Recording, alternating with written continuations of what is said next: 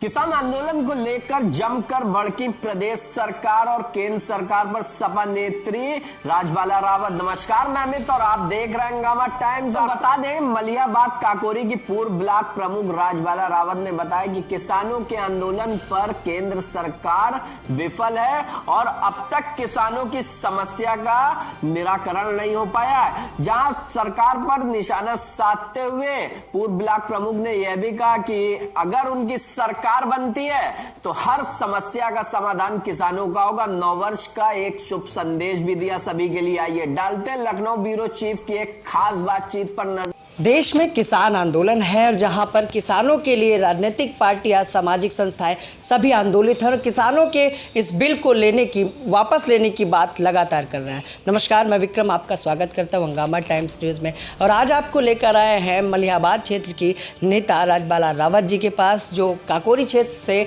Block प्रमुख भी रही हैं और ज़मीनी स्तर पर जिस तरह से मलियाबाद की पूर्व प्रत्याशी भी रही हैं और ज़मीनी स्तर पर मलियाबाद क्षेत्र की, लखनऊ के मलियाबाद क्षेत्र की जनता से भी काफ़ी जुड़ाव रहा। और आपको बता दें कि हाल ही में जिस तरह से समाजवादी पार्टी के राष्ट्रीय अध्यक्ष के नेतृत्व में एक किसान चौपाल लगाकर गांव-गांव किसानों को जागरूक किया गया, जहां किसानों को इस बिल के बारे में बताया गया। और अभी जिस तरह से सड़कों पर किसान आंदोलित है, लेकिन केंद्र सरकार किसानों के इस बिल पर किसी तरह का फैसला नहीं ले पा रही है और जो फैसला ले भी रही है उस पर किसान सहमत नहीं हो पा रहा। ये इसी बातचीत को लेकर आज हम बात करने वाले हैं मलियाबाद क्षेत्र की दिग्गज महिला नेता राजबाला रावत जी से, जिनसे जानते हैं कि आखिर जो चौपाल किसान लगाई गई थी, किसानों की किस तरह की प्रमुख समस्याएं उभर के आई, किस तरह से किसानों को इस बिल के बारे में जानकारी थी भी या नहीं, क्योंकि किसान कहीं ना कहीं अशिक्षा के कारण सिर्फ सरकार के प्रलोभन में आता है। राजबाला जी आखिर बताएं कि जो चौपाल लगाई गई थी किस तरह की समस्याएं उभर के किसानों के सामने आई, क्योंकि ग्रामीण क्षेत्रों में भी किसानों को इस बिल के बारे में पूरी तरह से जानकारी नहीं। जी बहुत बहुत धन्यवाद। मैं राजबाला रावत, मैं मलियाबाद से प्रत्याशी रही हूँ। सबसे पहले तो मैं अपने सभी साथियों को और सभी देशवासियों को नववर्ष की हार्दिक शुभकामनाएं देती हूँ और आप सभी मीडिया प्रभारियों को भी नववर्ष की ढेर सारी शुभकामनाएं। और आप सबका बहुत बहुत धन्यवाद कि आप सभी लोग जो है हम लोगों के बीच में आके और हम लोगों से बात करते हैं। और मैं आपको बताना चाहती हूँ, जो किसान चौपाल लगाई गई थी तो हम लोग अपने राष्ट्रीय अध्यक्ष जी के निर्देशानुसार हम लोगों ने ये चौपाल का कार्यक्रम किया था। तो हम लोगों की विधानसभा में बहुत सारे कार्यक्रम किए गए, बहुत से नेताओं ने किए और खुद किसानों ने बहुत से चौपाल के कार्यक्रम किए हैं। हाँ, और काफ़ी थोड़ा सा गांव एरिया हम लोगों का पड़ता है मलियाबाद, तो बहुत से किसान भाई हमारे ऐसे थे जिनको ये चीज़, जैसे जो भी भाजपा बता देती है कि नहीं ये आपके पक्ष में बिल हैं, जो 3 ये बिल लाए गए हैं तो ये आपके पक्ष में हैं, तो वो सोच रहे थे नहीं नहीं ऐसा नहीं है और हम लोगों की ज़मीनें जो हैं नहीं जाएंगी, जो हम लोगों का जो उत्पादन है वो जो भी गेहूँ है, धान है, आलू है, तो ऐसा कुछ नहीं होगा, वो हम लोगों से सही रेट में लेंगे और हम लोगों की ज़मीनें नहीं जाएंगी। मतलब किसानों को ये बात पता थी। हाँ जी। तो उसके बाद में जब ये चौपाल के माध्यम से हम लोग उनके पास बैठे हैं तो काफ़ी सारे किसान बैठे, नेता बैठे और भी गांव के काफ़ी लोग बैठे, तो उन लोगों से हम लोगों ने पूरे विस्तार से चर्चाएं की कि नहीं ऐसा नहीं है, जो मंसूबे हैं भाजपा सरकार के, उनकी जो ये नीतियाँ हैं ये बहुत गलत हैं। ये हम लोगों को इस तरीके से बरगलाती है कि हमारे किसान समझ नहीं पाते हैं कि हम क्या करें और क्या ना करें।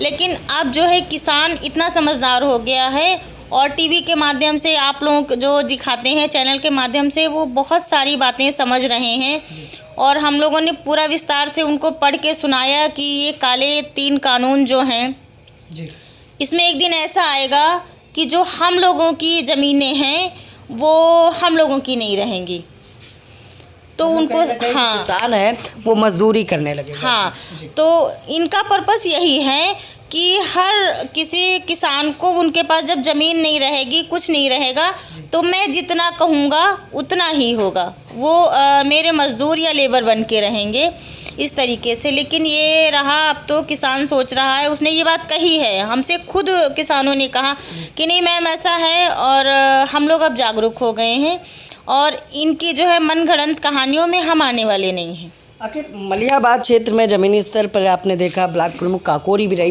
किसानों की बड़ी समस्या किस तरह की है उस मलिहाबाद क्षेत्र में जिसके लिए आप लोग काम करने वाले हैं 22 में?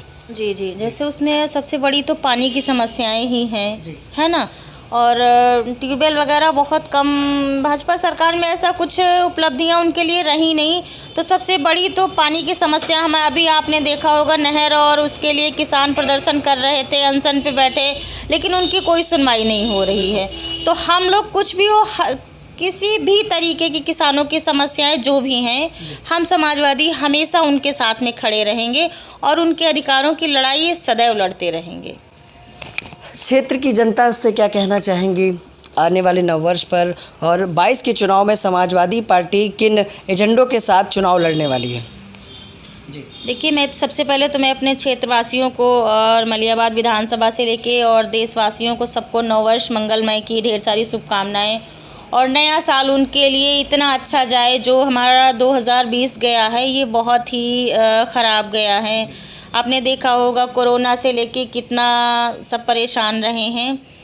और बाकी नया साल में हम लोग जो है, हम जैसा कि हमारे राष्ट्रीय अध्यक्ष जी निर्देश देंगे, हम लोग उस तरीके से गांव-गांव में और गली-गली में जाते रहेंगे और किसानों के लिए और अपने कार्यकर्ताओं की लड़ाई लड़ते रहेंगे। ठीक है जी। तो ये थी हमारे साथ मलिहाबाद क्षेत्र और पूर्व काकोरी ब्लॉक प्रमुख राजबाला रावत जी, जिन्होंने बताया कि समाजवादी पार्टी किस तरह से किसानों को जागरूक कर रही थी और कहीं ना कहीं किसानों के मुद्दे पर समाजवादी पार्टी उनके समर्थन में है। और मलिहाबाद क्षेत्र की समस्याओं को लेकर उन्होंने बताया कि पानी की बड़ी समस्या से मलिहाबाद क्षेत्र के लोग जूझ रहे हैं। 22 के चुनाव में अगर इनकी सरकार बनती है या फिर से सत्ता में आती है तो सबसे पहला कदम किसानों की इस समस्या का होगा। विश्व मोहित के साथ मैं विक्रम आपसे इजाज़त चाहूँगा। नमस्कार।